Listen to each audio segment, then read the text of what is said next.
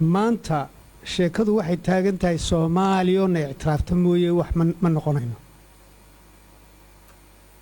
xaqiiqadu taama Soomaaliya military iyo awood iyo xirfad ay ku qaadatay mas'uuliyadda Somaliland horta ma jirto waa hadiyad la siiyay iyadoo dawlad ba dhisan ayaa Soomaaliya la siiyay yaa siiyay baa su'aashu taala exactly mushkiladda Soomaali qaybsigeegii late maxaan ku idhahaa 18th century wixii bilaabmay ee layna manipulate gareynayay bay tanina tii ugu dambaysay tahay waa Mareykan iyo Ingiriiska iyo EU iyo baa hadiyad ku siiyay Soomaaliya waxay xaqiiqadii ayadu haysatay maaha iyadoo dhisnayn oo fictional state jiro ayuun baa la yidhi idinka halkaas aad ku xidhantiin waa xaqiiqa maxaa maanta yaala waxa la yidhi nin waalan baa la yidhi bal geelan kaxeeyo meel heblaayagii dariiqa intii ku sii siday ayaa fikradii ku soo dhacdayo awrka u horeeya ayuu ka u dambeeya farurtii ugu xidhay asu iska dhex seexday ilaahu jid u fur buu yidhi hadda isagii baa ku xidhay sidaasay sarkal u socdaan ilaahu jid u fur buu haddana halkaa la jiifaa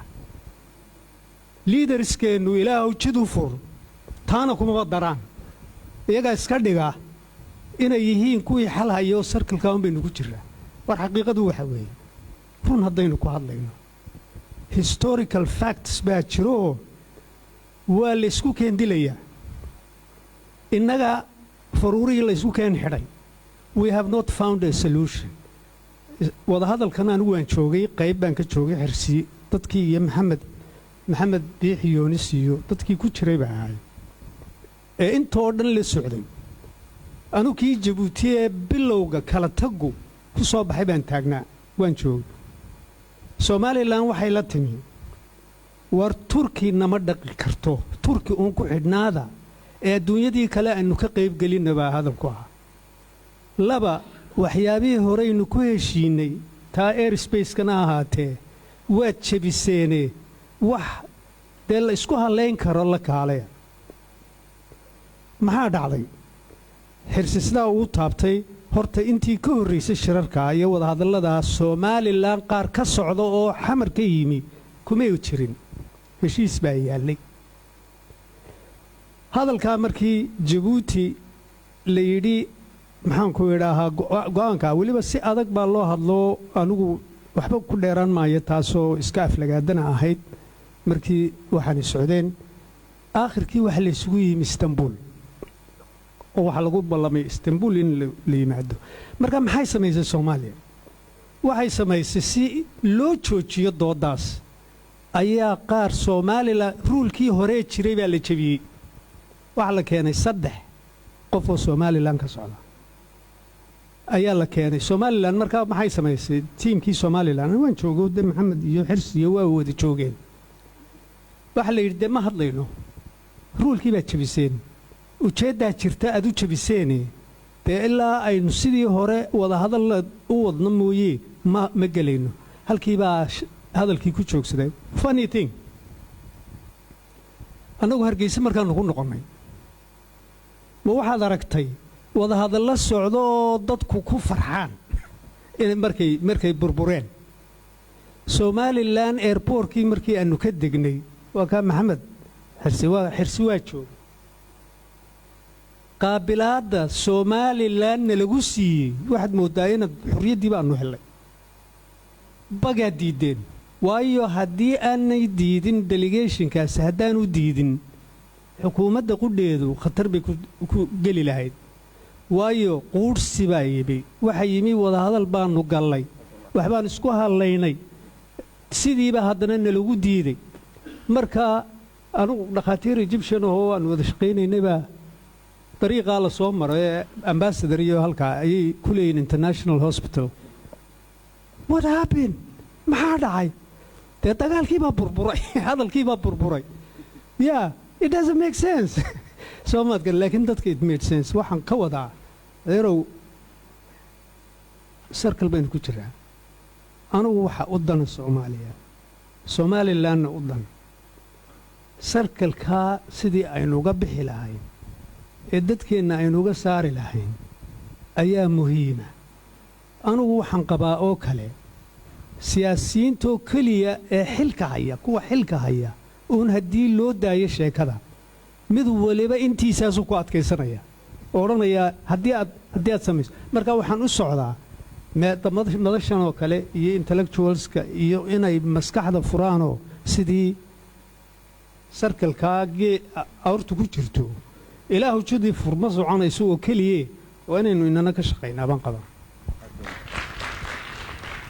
brofesorka waxaan weydiinayaa weliba aniga wakhtiga ku yaraynayaa laba arrimood inuu eego uu xirsi ka dhawaajiyey mid waxa weeye referendumkii somalilan laga qaaday midda kalena waxa weeye constitutionka ku-meelgaadhka ee soomaaliya labadaas arrimood sidee u saameynayaan wadahadallada somalilan iyo soomaaliya wakhtigana adiga waa mahadsan tahay runtii arrin muhiimaha jirta oo ah haddaan rabno inaan horay u durjinno debateka ama doodda inaan horay xoogaa u riixno waa inaan xoogaa ku dhiiran karno mararka qaar waxyaalo aan xoogaa ilaalin jirnay runtiina waxa meeshaana soo gaarsiiya waxa waaye inaanaan awoodin inaan mararka qaar waxa controversialka ah ama xoogaa loo arko inaan xoogaa dib uga degno annagaan xataa akademiyada ku jirnoon siyaasad haynin arrinkan markay timaado nin waa sensitive waxaa laga yaabaa inay dadku si uga damqadaane iska daa ayaa jiri jirtay intii muddo ah taasina waxba ma xallin arrinkii mushkiladiisii weli way taallaa arrinka mustafa hadaati sheegay horta soomaalidu markii gumaysigu qabsaday xorriyad iyo midnimay doonteen meel kastay joogaanba markaad aragto documentiskii iyo himilooyinkii ahdaaftii xilligaa jirtay labadaa qodobay ahaayeen waxaan rabnaa xorriyad waxaan rabnaa midnimo waxaa ka dhashay Somali statekii Somali Republic la dhihi jiray Somali statekii Somali Republic la dhihi jiray labada gobol ee isku timid kaliya uma dhalan we have to understand this labada gobol uma dhalan wuxuu u dhashay Soomaalida citizenship looga oo ay samaysteen markaa eegtana waa ku caddahay qodobadiisa dastuuriga ahaana waa ku caddahay wixii dumiyeyna waaba sidaas marka annaga waxaan we have one state oo labadii xorta qaadatay ka koobnaa oo meesha noo taalla tii baa naga duntay dhib weynaan kala gaaray waa run koonfur yaan dhihin the central government of Somalia kama garaabin wixii dhacay mararka qaarna uma garaabin xataa wixii horumaroo jira waxaas oo dhan waa run laakiin waxaa jira oo xaqaa'iqa in ayada kaliya aan hayno anu waxaan aaminsanahay Soomaaliland madaxdeedii inay khalad sameeyeen khaladka ay sameeyeen oo ahaa inay kaleem gareeyaan sovereignty-ga ayaa uga sahlanayd markaa cid ku haysatayba ma jirine inay yiraahdaan waa ka tagnay haddii markaa fakar bisil iyo wax rasmiya oo jira ay jiraan taasaa uga sahlanayd magaala madaxdu waa Hargeysa cigaal mid koonfurta oo ka soo qabtay waa dhihi kare waxaad ii tahay maaragtay vice president and so on we could debate on that haddana international community-gu 30 sano kadib waxay noo sheegaysaa an xaqiiqadana ay tahay